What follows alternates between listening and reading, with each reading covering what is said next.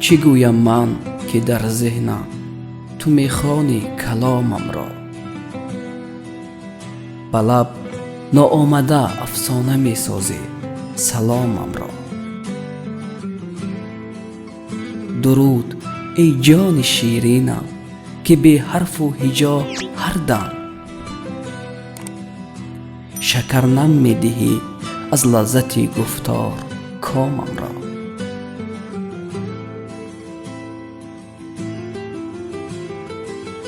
سکوتم با صدا پیچد، صدایم در خموشستان زی پای استخوان آواز بخشایی صدایم را.